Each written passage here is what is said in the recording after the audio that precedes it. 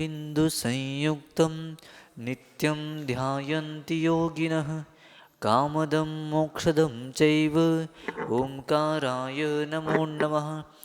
अविरलशब्दगहनो प्रक्षालितसकलभूतलकलङ्का मुनिभिरूपास्थिरता Saraswati हर्तु no दुर्चं अज्ञानतिमिरान्धानां ज्ञानाञ्जनशलाकयां चक्षुर्मिलितं येन तस्मै श्रीगुरुवे नमः। श्री परम गुरुभ्यो नमः। परंपराचार्य गुरुभ्यो नमः। सकलकलशो विध्वंसकं श्रेयसं परिवर्धकं धर्मसंबंधकं पुण्यप्रकाशकं पापप्रणाशमनिविदं शास्त्रं श्री मूल कर्मकांड नामधेयम् अस्य मूलग्रंथकर्तार श्री सर्वज्ञदेवास्तदुत्तरग्रंथकर्तार श्री गंधर्देवः प्रतिगंधर्देवास्तेषां वचनसारमासाद्याचार्य श्री नेमिचंद्राचार्य विचितम् इदं शास्त्रं श्री श्रोतार सावधानतया शृण्वन्तु। मंगलं भगवान् वीरो मंगलं गौतमो गणे मंगलं कुन्दकुन्दाढ्यो जैनधर्मोऽस्तु मंगलं सर्वमङ्गलमाङ्गल्यं सर्वकल्याणकारकं प्रधानं सर्वधर्माणां जैनं जयतु शासनं। जय बोलो आचार्य गुरुवर नेमिचंद्र मुनि सामोर जी की। चारित्र चक्रवर्ती प्रथमाचार्य शांती सागर जी मुनि महाराज की। संत शिरोमणी आचार्य गुरु विद्यासागर जी मुनि महाराज की। शांतमूर्ति वात्सल्य रत्नाकर आचार्य गुरुवर सन्मति सागर जी मुनि महाराज की। मम दीक्षा गुरु आचार्य गुरु चंद्रप्रसाद सागर जी मुनि महाराज की। वीर सागर मुनि महाराज की। समस्त मुनि संघ की।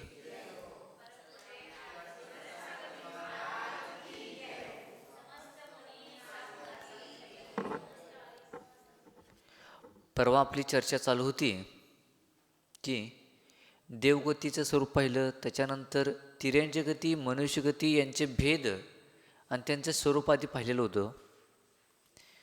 त्याच्यानंतर इंद्रिय मार्गना आणि त्यांचे भेद, इंद्रिय किती प्रकारचे आहेत,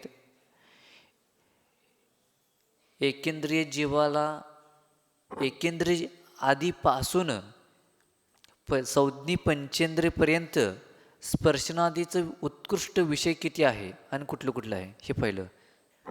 त्याच्यामध्ये एकेंद्रियमध्ये 5 स्थावर जीव आहेत. आधीचा विषय पहिल्यांदा सांगतो. आणि एकेंद्रियमध्ये स्थावरामध्ये पृथ्वी कायिक, जल कायिक, अग्नी कायिक, वायू कायिक, वनस्पती कायिक असे ह्या 5 जणांना स्थावर कायिक जीव म्हणलं जातं. आणि ह्या स्थावरांना मात्र एकेंद्रिय असतं. कुठलं इंद्रिय असतं? एकेंद्रिय. आणि ते एकेंद्रियमध्ये कुठलं इंद्रिय आहे? कर्ण काय? कर्णेंद्रिय काय? स्पर्शेंद्रिय. हे स्पर्शेंद्रिय आधी हे नावं क्रमानंच पाठ पाहिजेत. जर का ह्या नावामध्ये एक जरी नाव मागं पुढं झालं तर सगळं पुढलं गणित चुकते. जसं एकेंद्रियला एकच इंद्रिय आहे, ती म्हणजे स्पर्शन इंद्रिय. कोणतं इंद्रिय आहे? स्पर्शन. मात्र स्पर्शन इंद्रिय एकच आहे. 2 इंद्रियाला स्पर्शनेंद्रिय आणि रसनेंद्रिय हे 2 इंद्रिय आहेत. 3 इंद्रिय जीवांना स्पर्शनेंद्रिय, रसनेंद्रिय आणि घ्राणेंद्रिय हे 3 विषय आहेत. क्रमानंच घ्यायचं. चतुरेंद्रिय जीवांना स्पर्शनेंद्रिय, रसनेंद्रिय, घ्राणेंद्रिय, चक्षुंद्रिय. आणि असंज्ञी पंचेंद्रिय जीवाला स्पर्शनेंद्रिय, रसनेंद्रिय, घ्राणेंद्रिय, चक्षुंद्रिय आणि कर्णेंद्रिय.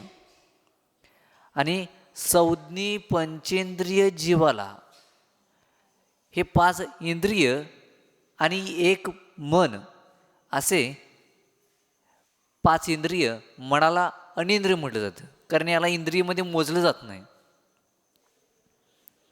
मग ह्या प्रकारे एकेंद्रिय जीवांना स्पर्शन इंद्रियांचं ज्ञान जास्तीत जास्त 400 धनुष्यपर्यंत जाणू शकतं. किती? 400 धनुष्यच्या अंतरापर्यंतचं हे ज्ञान एकेंद्रिय जीव जाणतो. 400 धनुष्य म्हणजे किती? एक धनुष्य म्हणजे साधारण 6 फूट. किती? 6 फुटाचं एक धनुष्य मानलं जातं. तसं 400 धनुष्य 2400 फूट. 2 इंद्रियाला आता 2 इंद्रिय आहेत, एक स्पर्शेंद्रिय आणि एक रसनेंद्रिय. त्यातल्या 2 इंद्रिय जीव म्हणजे अळी आदी जीव आहे, सूक्ष्म जीव आहेत अळी आदी.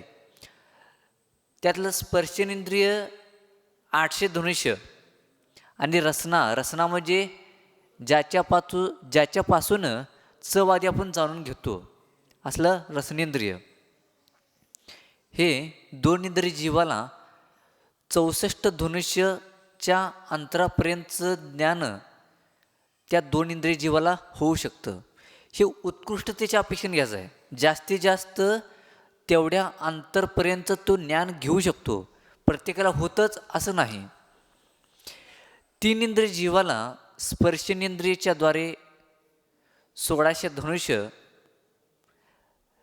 रसनेंद्रिय 128 धनुष्य, घ्राणेंद्रिय हे 100 धनुष्य, हे 3 इंद्रिय जीवाला तो जाणू शकतो. चतुर्इंद्रिय जीव स्पर्शेंद्रियच्या द्वारे 3200 धनुष्य, रसनेंद्रिय 256 धनुष्य, घ्राणेंद्रिय 400 धनुष्य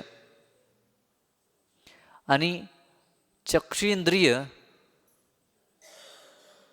2954 योजन घ्यायचं आहे. धनुष्य नाही, तर योजनमध्ये घ्यायचं आहे. आता योजनमध्ये पण घेत असताना इथं लघु योजन घ्यायचं नाही, महायोजनमध्ये घ्यायला पाहिजे. आणि एक महायोजन 2000 कोसचा एक महायोजन आहे. म्हणजे 8800 किलोमीटरचं एक योजन. किती? 8800 किलोमीटरचं एक महायोजन आहे. असले 2954 योजन एवढ्यापर्यंतचं डोळ्याचं ज्ञान असू शकतं. डोळ्याचं ज्ञानाच्या द्वारे तो जाणून घेऊ शकतो. हे झालं चतुरिंद्रियाचं. त्याच्यानंतर असंज्ञी पंचेंद्रिय जीवामध्ये स्पर्शेंद्रियाच्या द्वारे 6400 धनुष्यापर्यंत स्पर्शेंद्रियाच्या जाणून घेऊ शकतो. रसनेंद्रियमध्ये 512 धनुष्यपर्यंत जाणून घेऊ शकतो. घ्राणेंद्रियमध्ये 400 धनुष्यपर्यंत जाणून घेऊ शकतो. चक्षुइंद्रियमध्ये म्हणजे डोळ्याच्या द्वारे 5908 योजनमध्येच घ्यायचं आता, योजनपर्यंत जाणून घेऊ शकतो. आणि असंज्ञी पंचेंद्रिय जीव कर्णेंद्रियाच्या द्वारे म्हणजे कानाच्या द्वारे 8000 धनुष्यपर्यंत जाणून घेऊ शकतो. असे हे जास्तीत जास्त उत्कृष्ट विषय आहेत. म्हणजे तेवढ्यापर्यंत तो जीव जाणून घेऊ शकतो. आता आला संज्ञी पंचेंद्रिय जीव. आणि संज्ञी पंचेंद्रिय जीव नियमानं मनुष्यगती, देवगती आणि नरगती हे नियमानं संज्ञी पंचेंद्रियच असतात.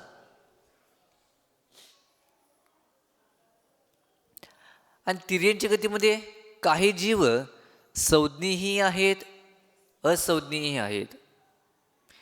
तिर्यंच्या गतीमध्ये दोन्ही प्रकारचे जीव आहेत. परंतु संज्ञी पंचेंद्रिय नियमानं नरगती, देवगती आणि मनुष्यगती ही नियमानं संज्ञी पंचेंद्रियच असतात. ते भलेही पर्याप्त असो, अपर्याप्त असो, लब्ध पर्याप्तक असो किंवा समूर्चन असो, कुठल्याही प्रकारचे असो. अशा प्रकारे संज्ञी पंचेंद्रियमध्ये, आता याच्या अगोदर असंज्ञी पंचेंद्रियमध्ये स्पर्शेंद्रियमध्ये आपण पाहिलो की 6400 पर्यंत असंज्ञी जीव स्पर्शेंद्रियाच्या द्वारे जाणून घेऊ शकतो, परंतु संज्ञी पंचेंद्रियमध्ये 9 योजनपर्यंत जाणून घेऊ शकतो. 9 योजन. स्पर्शेंद्रिय, रसनेंद्रिय आणि घ्राणेंद्रिय या तिन्ही इंद्रियाच्या द्वारे 9 योजनपर्यंत संज्ञी पंचेंद्रिय जीव जाणून घेऊ शकतो. आता आला विषय चक्षु इंद्रियाचा. चक्षु इंद्रियाच्या विषयामध्ये 47,263 योजन बटा 7/21 योजनपर्यंत डोळ्याच्या द्वारे जास्तीत जास्त लांबची वस्तू स्पष्टपर्यंत पाहू शकतो. आता हे उत्कृष्ट उदाहरण कुणामध्ये घडवायचं?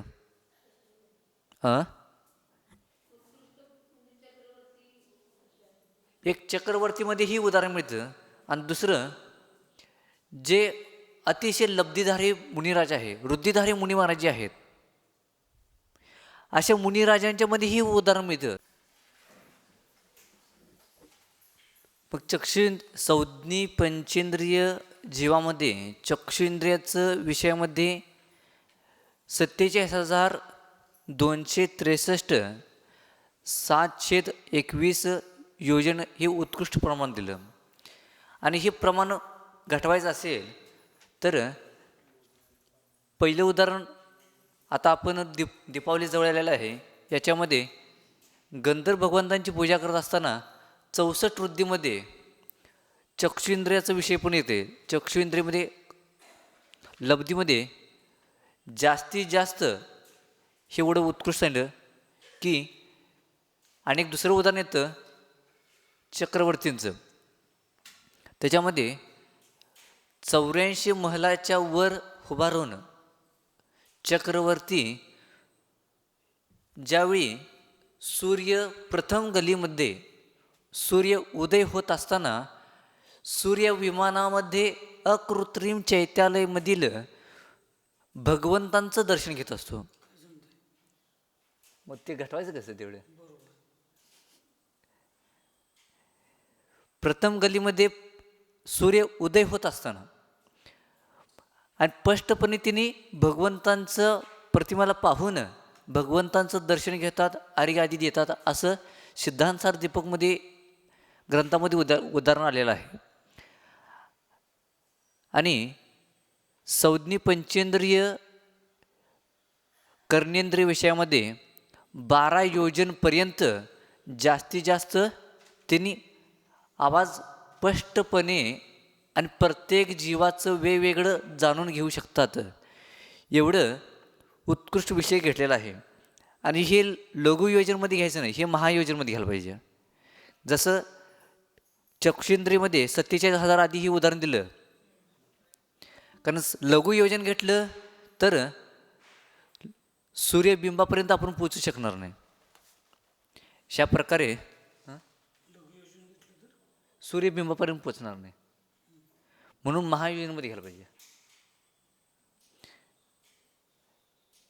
ह्या प्रकारे प्रत्येक इंद्रियामध्ये प्रत्येक जीवांची जास्तीत जास्त किती शक्ती असू शकते हे इथे सांगितलं.